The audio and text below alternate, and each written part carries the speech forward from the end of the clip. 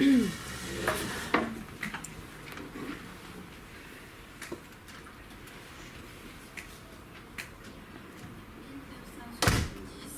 gouvernement français est plus que jamais conscient de l'absence de représentation du monde arabe en France. Depuis 1926, date de la construction de la Grande Mosquée de Paris, il manquait un lieu laïque pour valoriser la civilisation du monde arabe, son savoir, son art, son esprit et son esthétique. La volonté puissante des politiques de créer un pont entre l'Orient et l'Occident donne naissance en février 1980 à l'idée d'une fondation de l'Institut du monde arabe. Très vite, à l'automne 1981, le président François Mitterrand augmente considérablement l'ampleur du projet en faisant en sorte que soit attribué à cet institut un lieu en bord de Seine. Un concours de l'architecte est alors lancé auprès de jeunes talents pour concevoir un écrin exceptionnel au cœur du quartier latin.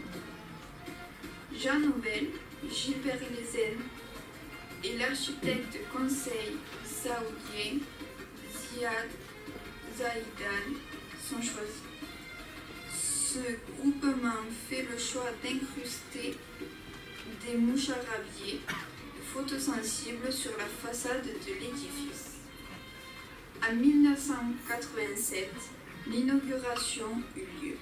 L'architecte cultural remporte l'équerre d'argent en 1988 et l'année suivante, l'Aga Khan Award. En 2017, l'IMA fête cette occasion. Deux grandes expositions furent présentées, l'une sur le lien entre la civilisation arabo-musulmane et l'Afrique subsaharienne, l'autre sur la coexistence des... Mais que se passe-t-il? On n'est plus à 3D, c'est la 4e dimension ici. Je parle du monde arabe et vous nous montrez l'Inde. Comment voulez-vous que je sois pédagogique pour introduire mon sujet mathématique? Vous ruinez ma prestation. C'est une cabale. Je me plaindrai. Elle est peut-être bonne en architecture, celle-là, mais en histoire des civilisations, elle repassera. Comment ne pas savoir que si le monde arabe fut une immense civilisation qui a apporté au savoir mathématique, elle s'est largement inspirée du monde indien qu'elle a rencontré lors des guerres d'expansion. Est-ce qu'on en parle de la création du zéro? De l'invention des nombres négatifs? Instruis-toi, Priscilla!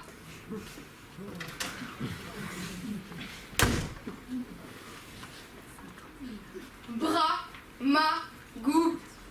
Ah. 4 syllabes seulement et un univers mathématique s'ouvre à nous. Bon, vous l'aurez bien deviné, Brahmagupta est un nom qui sonne indien. Mais pour comprendre, il faut faire un bond dans le temps et dans l'espace. En effet, Brahmagupta est un philosophe du centre de l'Inde qui a vécu au 7e siècle et qui a fédéré, réuni, unifié dans son livre tout le savoir mathématique de sa période, dans le Brahmasphutta Siddhanta. L'apport de l'Inde au savoir mathématique est énorme, mais nous nous arrêtons que sur 2 sujets que ces philosophes ont traités. Mais dites-vous bien que toutes ces inventions indiennes ont été reprises et prolongées par les Arabes, comme Al-Khwarizmi dans son livre livre sur le calcul indien. Bon, ne ménageons pas plus longtemps le suspense. Nous allons parler du zéro et des nombres négatifs. Mais rappelez-vous bien, Brahmagupta au 7e siècle en Inde, Al-Khwarizmi à Bagdad au 9e siècle. Bon alors, avant Brahmagupta, pas de zéro. 0, 0. Mais notre petit Brahmagupta a été assez malin pour énoncer deux notions du zéro qui sont bien simples pour nous, mais qui n'ont jamais été dites. Eh bien, un nombre moins ce même nombre est égal à 0. Si l'on ajoute 0 à un nombre, il reste inchangé.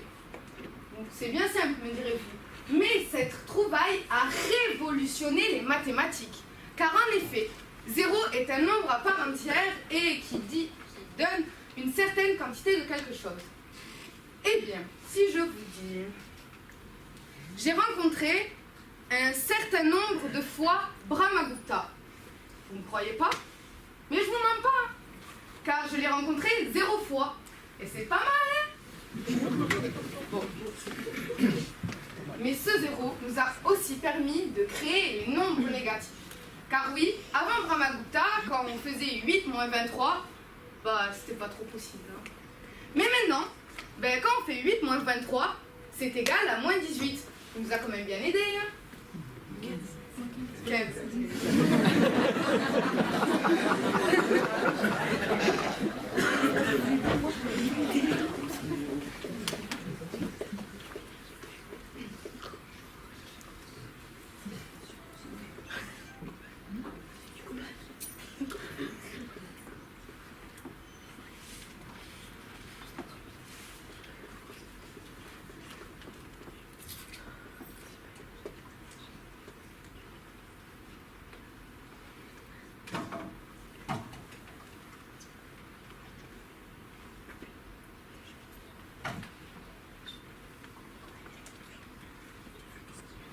La France ne serait rien sans Paris, et Paris ne serait rien sans la Tour Eiffel.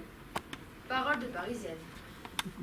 Cette grande dame a longtemps été l'un des monuments les plus hauts du monde.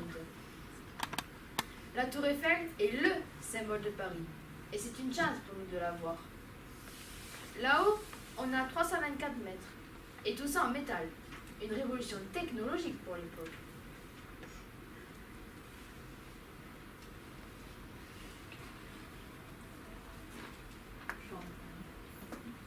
Fort le Père Eiffel, hein?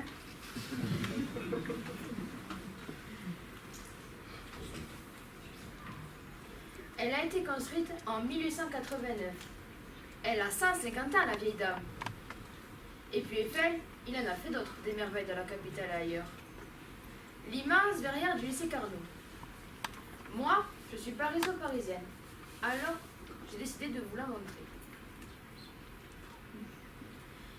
L'immense verrière recouvre le hall du lycée Carnot.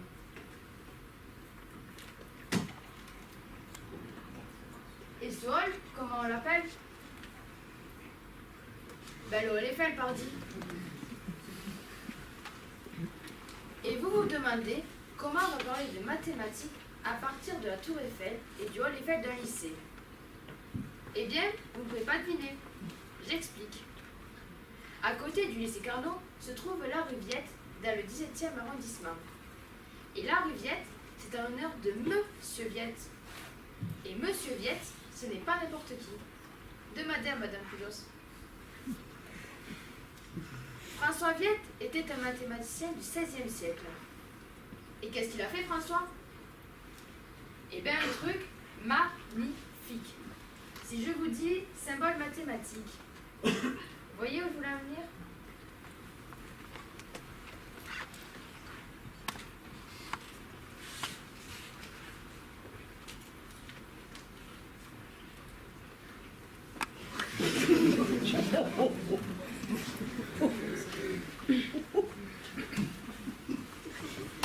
Bah oui, symbole mathématique, plus, moins, multiplié, égal. Avant François Viette, au XVe siècle, pour calculer ou raisonner mathématiquement, on utilisait le langage courant, c'est-à-dire le langage de tous les jours. On utilisait le même langage pour les mathématiques que pour un autre domaine du cerveau. Cela donnait donc des textes longs à écrire et à lire. Et bonjour pour trouver le fil rouge du raisonnement. Vous voulez voir ce que ça donnait? Ouais. Oui.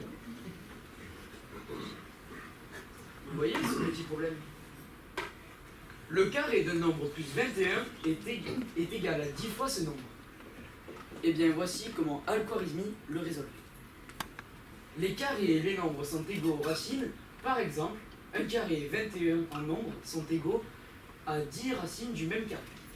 Incompréhensible. Et bien voici comment nous, en troisième, nous résolvons ce problème. Vous vous souvenez du petit débat opposant l'algèbre à la géométrie tout à l'heure? Pendant que Lucas résout le problème, j'en profite pour pointer 2-3 symboles mathématiques qui n'ont l'air de rien, mais qui n'ont pas toujours existé. Vers la fin du XVe siècle, l'Allemand Johannes Wiedemann a inventé le plus et le moins. 100 ans plus tard, certains mathématiciens utilisaient encore P et M pour plus et moins. Mais aujourd'hui, tout le monde a adopté cette notation. Avant, on écrivait égal en toutes lettres. Donc on écrivait est égal à. Cela donnait donc des textes encore longs, et bonjour pour trouver les résultats. C'est l'anglais Robert Ricker qui a inventé ceci.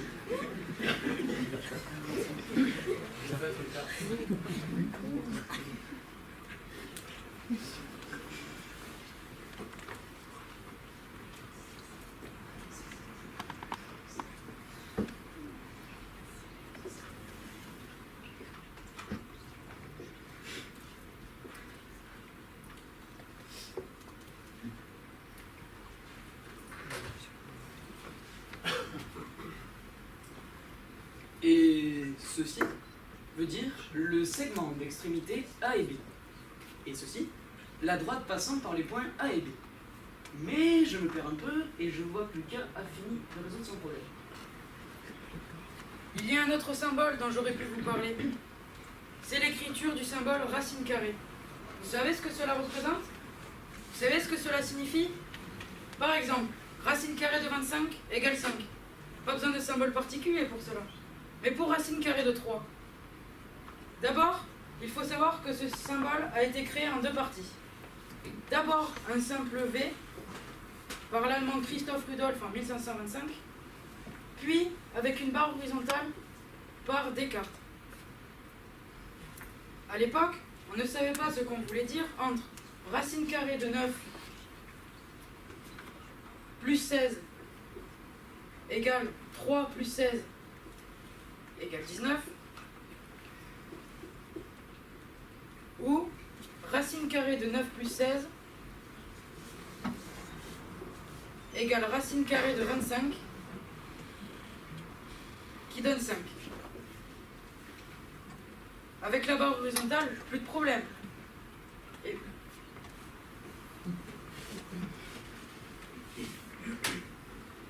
ben François Viette, le chouchou de Madame Pujos, celui dont la rue à côté du lycée Carnot porte le nom.